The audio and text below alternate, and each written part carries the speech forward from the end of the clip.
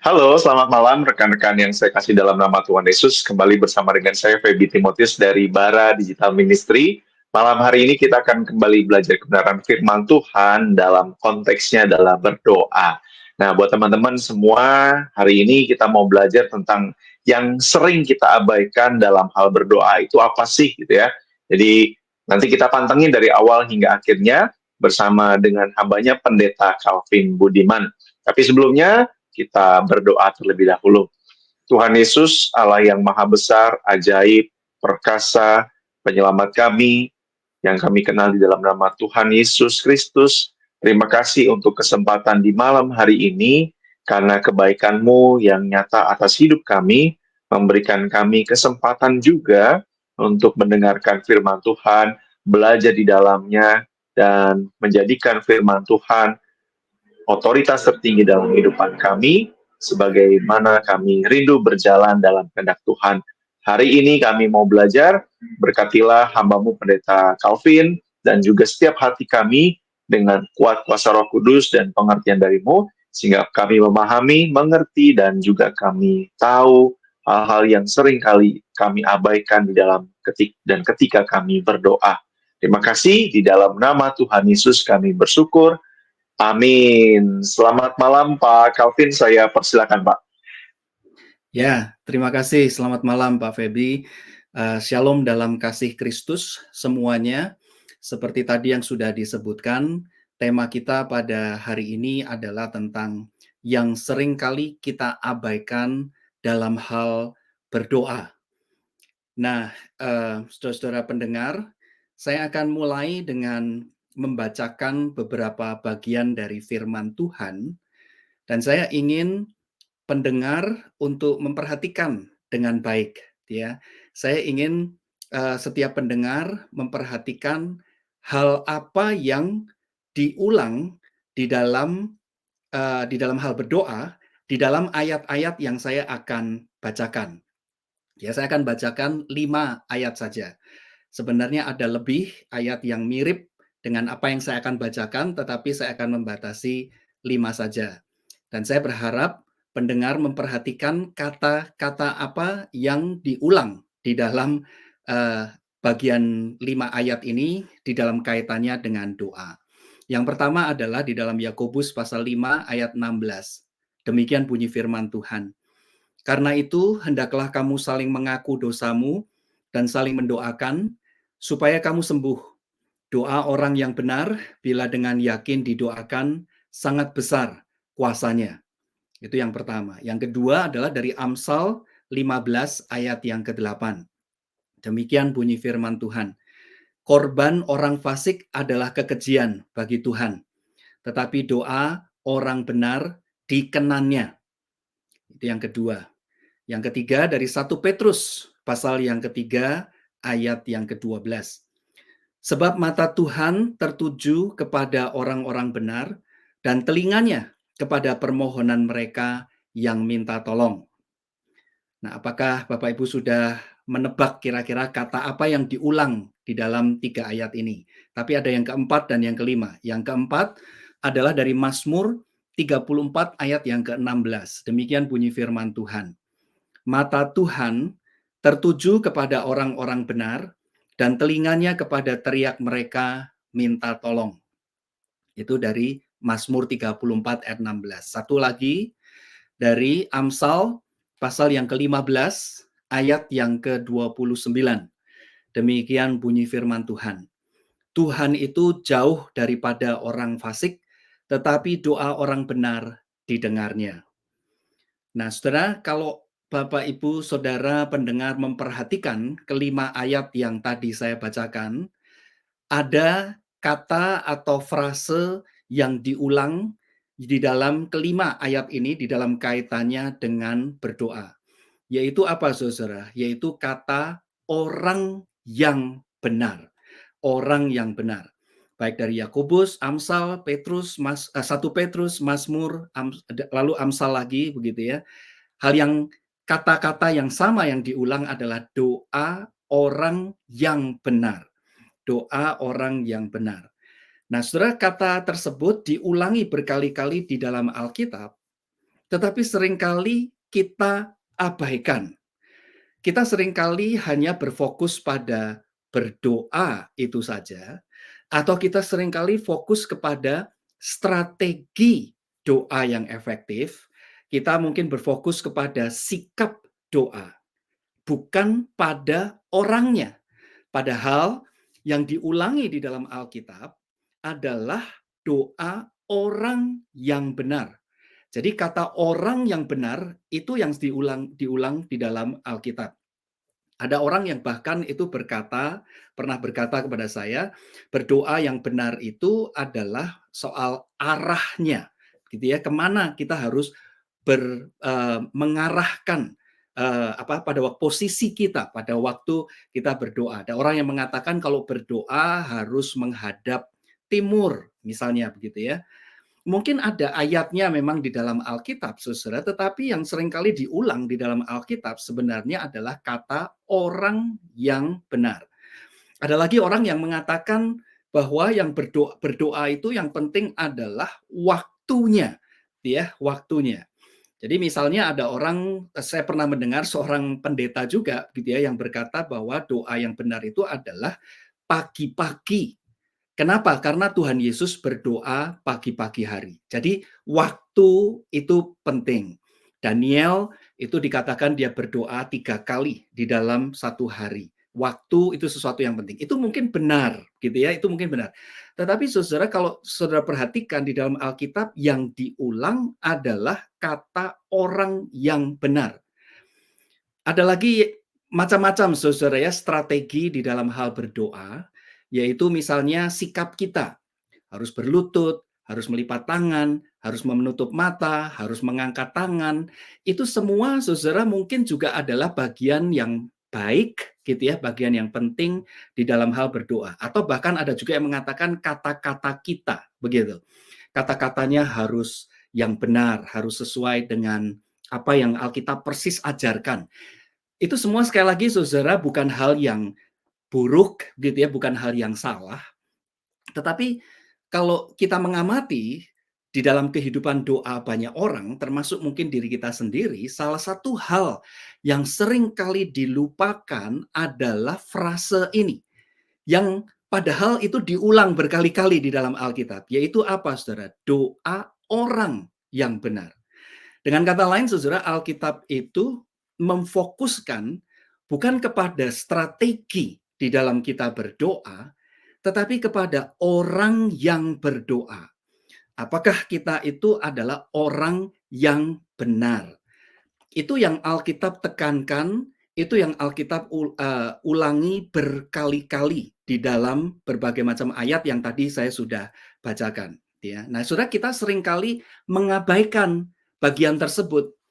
Itu sama seperti misalnya kita mungkin pernah membaca pengumuman gitu ya di sebuah toko, beli satu barang gratis satu gitu ya, beli barang satu gratis satu begitu.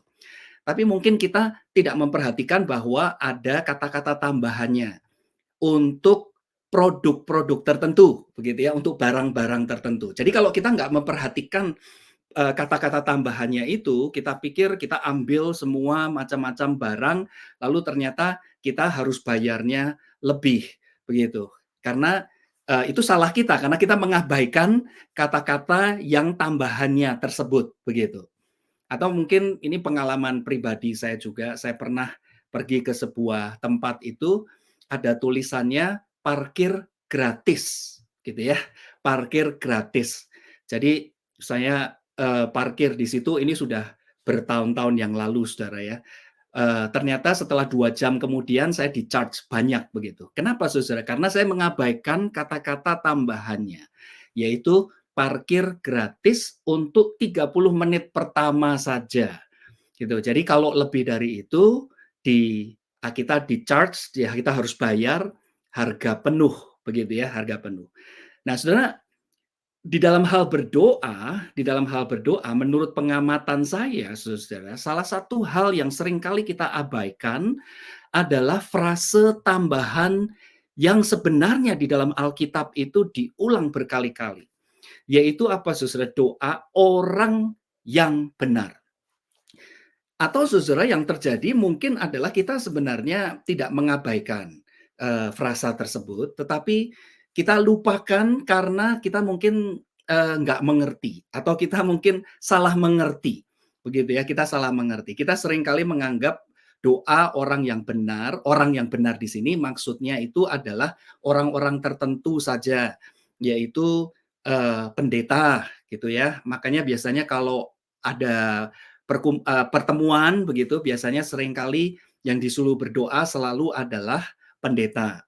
Belum lama ini ada seorang, jemaat begitu ya, yang, baru saja pindah rumah begitu, kemudian dia tag saya begitu ya, dia tag saya, dia mengatakan, "Pak, doakan ya, doakan kami di tempat yang baru ini." Lalu dia tambahkan kalimat yang saya tadi bacakan di dalam ayat Alkitab dari Yakobus pasal 5 ayat 16. Kan dia mengatakan, "Kan doa orang yang benar besar kuasanya." Ya. Jadi dia menganggap orang yang benar itu adalah ya pendeta, begitu kan ya. Ya pendeta, orang-orang tertentu saja begitu. Nah, saudara, saya rasa bukan itu pengertiannya, saudara. Bukan itu pengertiannya. Kenapa, saudara? Karena ayat-ayat yang tadi kita baca tentang hal berdoa itu ditujukan kepada semua orang yang berdoa, ya. Eh, Setiap orang percaya, setiap orang Kristen itu berdoa. Saya percaya saudara-saudara yang mendengar malam hari ini juga pasti berdoa dan ingin doanya dijawab oleh Tuhan. Nah, saudara, kalau kita ingin doa kita benar-benar efektif dan didengar oleh Tuhan, ya, kalau fokus kita hanya kepada strategi di dalam kita berdoa, maka saudara jangan heran kalau seringkali doa kita itu terhalang. Yang menghalangi saudara doa kita itu mungkin bukan strateginya, bukan strategi kita, tetapi saudara karena kita mengabaikan frase yang penting ini. Ya, kata-kata yang penting ini. Kata-kata yang diulang-ulang berkali-kali di dalam Alkitab, yaitu orang yang benar, doa orang yang benar. Itu yang seringkali kita abaikan, begitu. Kita seringkali memisahkan antara kehidupan doa dengan kehidupan kita sehari-hari, begitu. Dengan sikap hidup kita sebagai orang yang benar.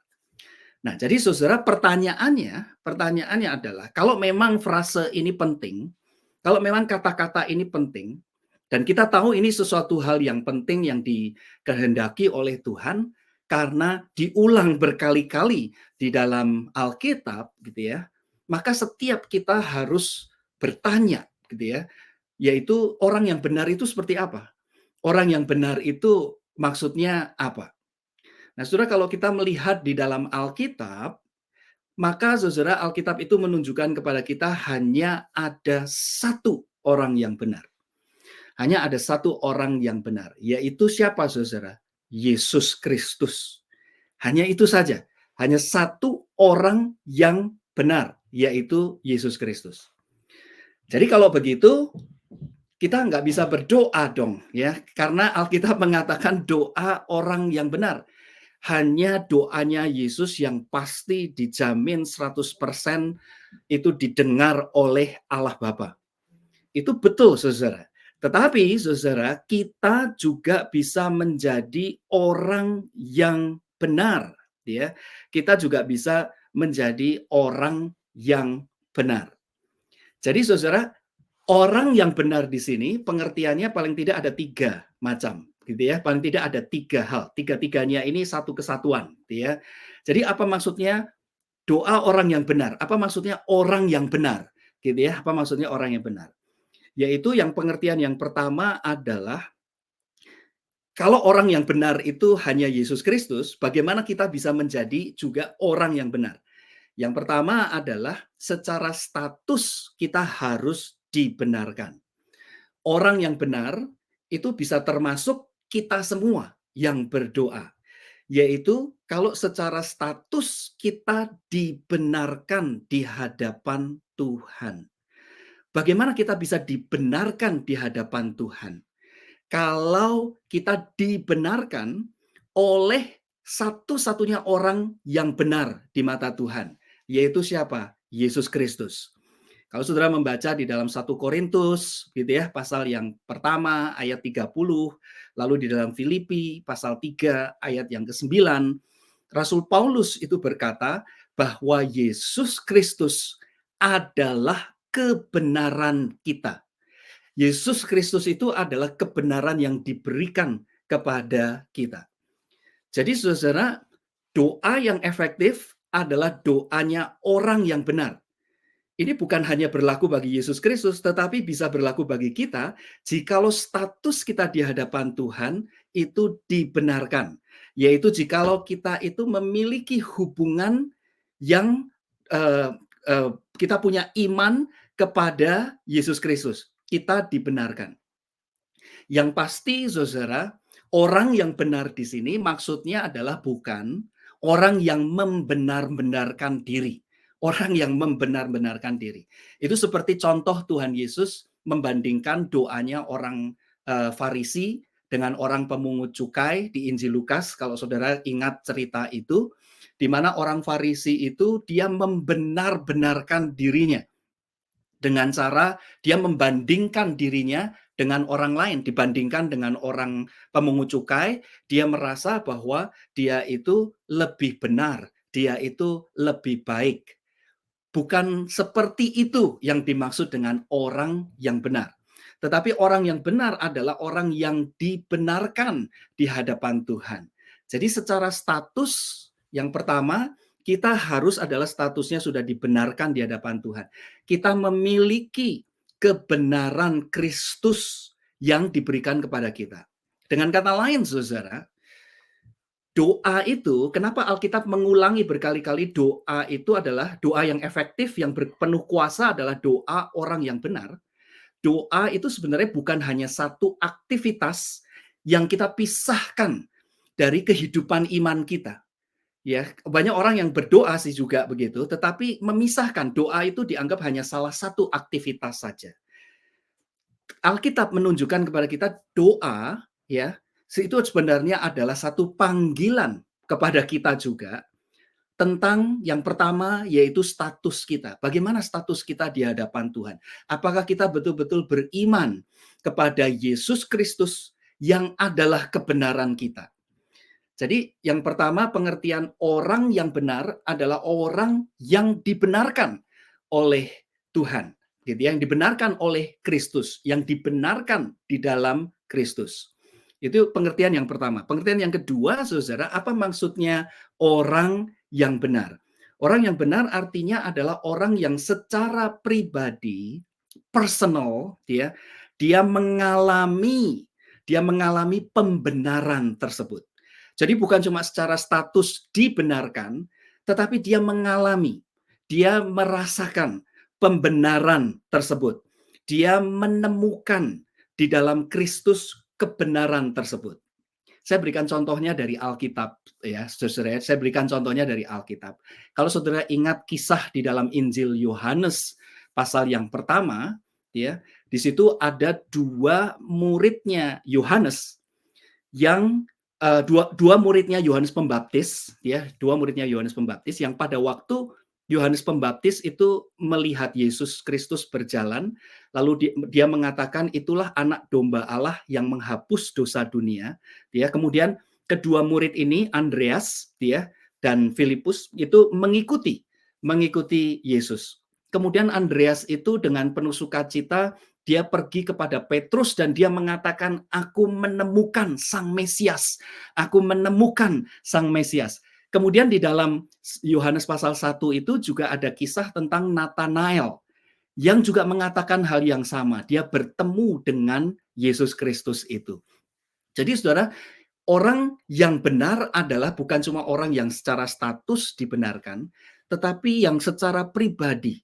Dia betul-betul bertemu, gitu ya, dia merasakan pembenaran tersebut di dalam diri Yesus Kristus. Orang yang seperti itu, saudara, pasti akan menganggap doa itu adalah bagian yang natural di dalam hidupnya.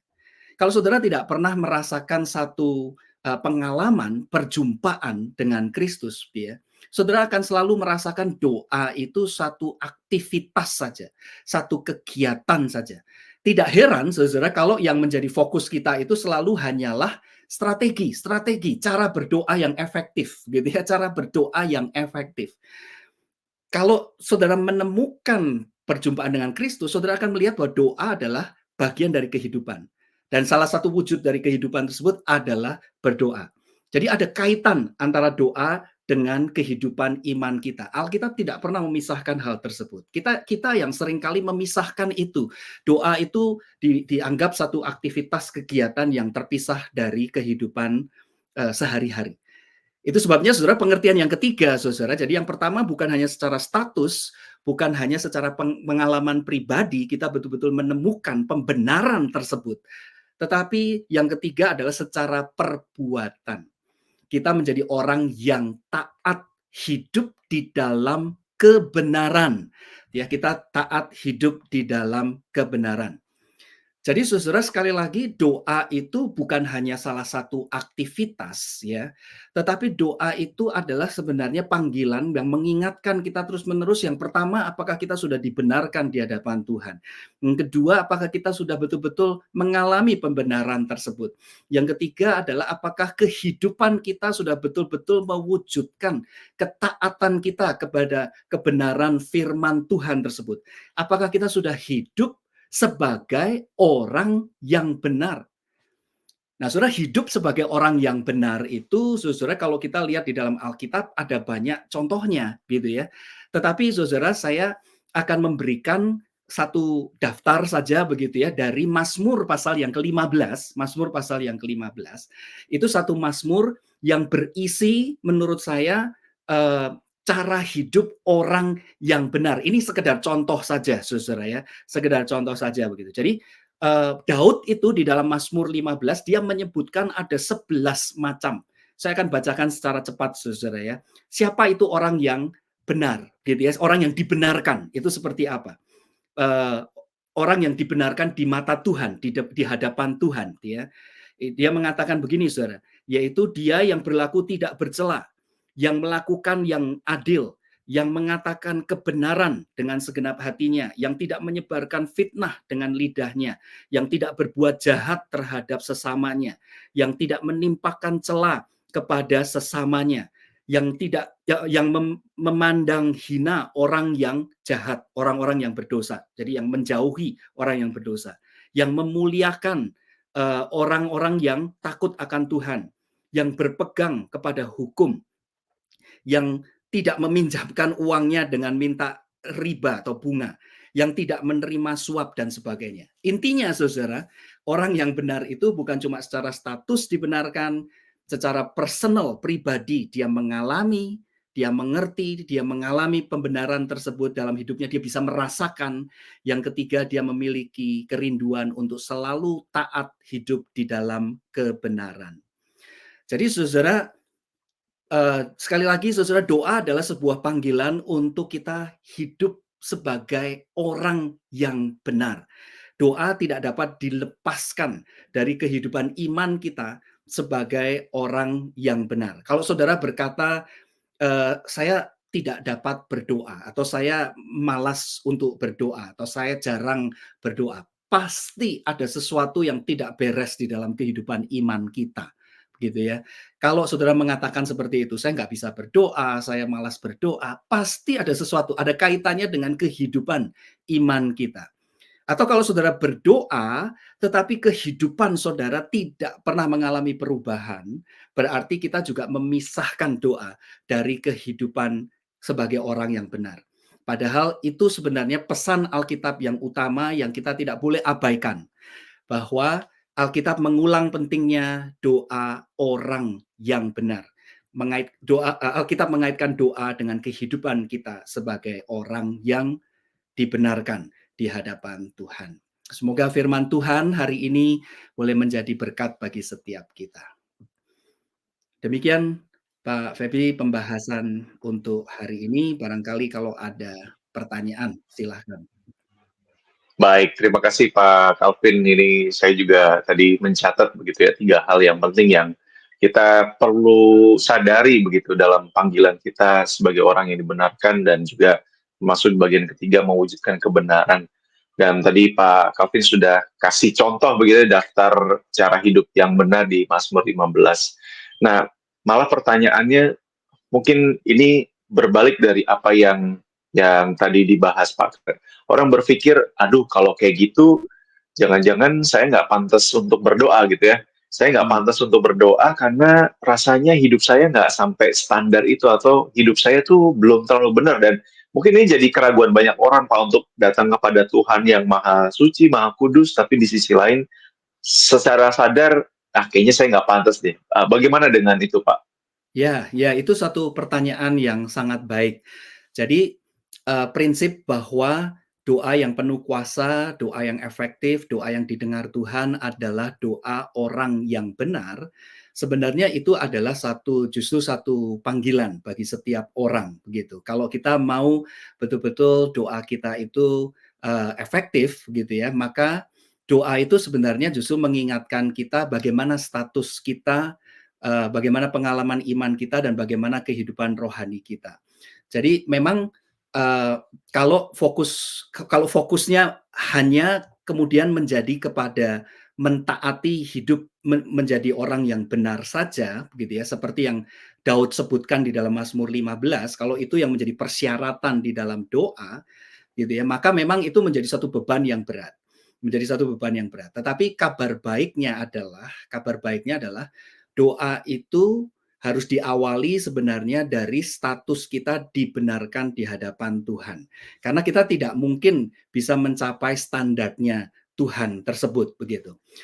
Doa orang yang benar itu artinya harus dimulai dari status kita di hadapan Tuhan. Apakah kita sudah menjadi orang yang dibenarkan di hadapan Tuhan? Dan dibenarkan di hadapan Tuhan itu artinya adalah kita mengaku bahwa kita memang orang yang berdosa di hadapan Tuhan dan kita membutuhkan juru selamat. Jadi itu memang satu tindakan awal yang memang perlu kita sadari pada waktu kita datang kepada Tuhan gitu. Artinya kita memang seperti orang, pemungut cukai itu ya, yang dibandingkan dengan orang Farisi, di mana dia menyadari dosanya. Artinya memang doa harus berangkat dari kita itu menyadari dosa kita, kita menyadari bahwa kita membutuhkan juru selamat, sehingga kita bisa dibenarkan, sehingga doa kita menjadi satu doa yang efektif gitu, doa yang didengar oleh Tuhan. Ya, semoga itu Baik, menjadi. terima kasih. Jadi, ya, baik, terima kasih Pak. Setuju Pak. Jadi, karena sampai kapanpun begitu ya, dan itu sebabnya Tuhan memberikan kita status dibenarkan itu supaya kita memang Betul. benar di dalam Kristus. Ya. Terima kasih Pak. Nah, kalau demikian tadi Pak Calvin juga menyebutkan bahwa doa itu bukan hanya sekedar aktivitas begitu ya, yang seringkali memang ya ada ya tidak salah begitu ada waktu berdoa, ada jam doa, ada Ya, kegiatan persekutuan doa dan sebagainya. Nah, ya, kalau misalnya terlepas dari kegiatan-kegiatan itu Pak sebagai aktivitas kegerejaan begitu. Nah, bagaimana praktik atau praktek dalam kehidupan sehari-hari sebagai doa itu sebagai kehidupan kita, bagaimana Pak? Entah itu ya, misalnya sebagai pelajar kah, atau sebagai pekerja, atau mungkin ibu rumah tangga dan lain sebagainya. ya, ya, itu juga pertanyaan yang baik ini. Jadi, memang doa itu bukan hanya sekedar aktivitas atau bukan hanya sekedar kegiatan yang kita jadwalkan begitu ya, itu bukan sesuatu hal yang salah begitu. Artinya memang kita perlu waktu-waktu tertentu untuk berdoa, tetapi seringkali yang kita lupakan, yang seringkali kita abaikan adalah kita menganggap bahwa doa itu kalau sudah dijadwalkan dan kita sudah berdoa di dalam waktu-waktu tertentu, ya sudah, lalu kita abaikan begitu saja itu doa itu hanya menjadi salah satu dari aktivitas rohani kita. Padahal yang Alkitab tekankan adalah doa orang yang benar. Jadi setiap artinya itu seperti tadi yang saya jelaskan, artinya memang doa itu dengan kehidupan kita itu ada kaitannya begitu, ada kaitannya. Setiap orang yang betul-betul berdoa, yang sungguh-sungguh di dalam doa, artinya dia juga orang yang mau sungguh-sungguh hidup benar di hadapan Tuhan. Dia mau sungguh-sungguh hidup di dalam imannya, di dalam sehari-hari begitu. Jadi apapun status kita, kita sebagai pekerja, sebagai pelajar begitu ya, doa itu bukan hanya sekedar satu bagian aktivitas tertentu saja, tetapi setiap kali kita berdoa itu juga menjadi satu komitmen, dorongan untuk kita hidup sebagai orang yang benar.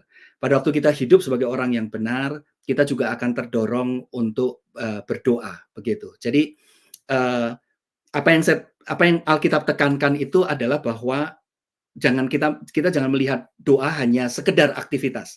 Walaupun aktivitas yang terpisah dari iman kita. Walaupun kita perlu begitu ya, jadwal-jadwal tertentu doa waktu saat teduh, pagi hari, doa di gereja begitu. Itu sesuatu hal yang baik. Tapi setiap doa itu selalu mengingatkan kita, panggilan kita untuk hidup sebagai orang yang benar. Gitu. Baik, wah baik. Terima kasih Pak Calvin, ini melengkapi kita semua ya teman-teman dimanapun berada. Jadi bukan hanya sekedar aktivitas, tapi ya aktivitas itu juga pasti menolong kita untuk kita saling mendoakan di dalamnya. Tapi lebih penting apa yang tadi disampaikan Pak Calvin. Baik Pak Calvin, untuk malam hari ini terima kasih sekali sudah membagikan kepada kita semua sesuatu yang pasti baru dan juga berharga untuk kita jalani sebagai orang Kristen dimanapun kita berada. Kalau ada closing statement, saya persilahkan dan sekaligus menolong kita untuk menutup dalam doa di malam ini, Pak. Ya, closing statement saya kembali kepada ayat-ayat yang tadi saya bacakan, yaitu hal yang seringkali kita lupakan itu adalah frase kata-kata yang mengatakan doa orang yang benar. Jadi apa yang Alkitab ulangi itu bukan hanya strategi cara berdoa begitu ya, tetapi yang lebih penting adalah kita menjadi orang yang benar. Orang yang dibenarkan, orang yang mengalami pembenaran, dan orang yang mau hidup di dalam kebenaran. Kita semua yang mengalami ketiga hal itu pasti kita punya kerinduan untuk juga berdoa. Dan setiap kali kita berdoa, kita selalu diingatkan panggilan kita untuk hidup sebagai orang yang benar. Demikian closing statement dari saya. Mari kita berdoa. Bapa di surga, sekali lagi kami bersyukur ya Tuhan untuk waktu yang sangat berharga ini. Kami boleh membaca firman Tuhan, kami boleh mempelajari firman Tuhan, kami boleh belajar sekali lagi tentang bukan hanya doa itu sendiri Tuhan, tetapi bagaimana kami boleh didorong untuk terus hidup sebagai orang yang benar. Biarlah firman-Mu ini Tuhan boleh sungguh tinggal di dalam hati kami dan boleh berbuah di dalam hidup kami. Kalau ada di antara pendengar yang mungkin sedang bergumul saat ini Tuhan, dengan sakit penyakit mereka mungkin, dengan pekerjaan, dengan masalah rumah tangga, apapun juga ya Tuhan. Kami ingin berdoa biarlah kiranya Engkau sendiri di dalam belas kasihan-Mu Tuhan menjamah mereka, memberikan kekuatan, memberikan kesegaran di dalam iman mereka, memberikan semangat di dalam iman mereka untuk tetap terus berpegang hanya kepadamu saja ya Tuhan. Terima kasih Tuhan sekali lagi untuk pelayanan Bara Digital Ministry ini juga biarlah boleh terus menjangkau semakin banyak orang. Terima kasih ya Bapa, hanya di dalam nama-Mu Tuhan kami Yesus Kristus kami berdoa. Amin. Amin. Baik, sekali lagi saya ucapkan terima kasih untuk Pak Calvin yang sudah menjadi saluran berkat buat kita semua. Dan terima kasih untuk atensi dari rekan-rekan, kehadirannya, dan juga support yang terus diberikan kepada Bara Digital Ministry. Jangan lupa untuk follow, subscribe, dan juga sebarluaskan video-video pembelajaran dari Bara. Teman-teman bisa mengunduh secara gratis. Selamat malam, Tuhan Yesus memberkati kita semua. Amin.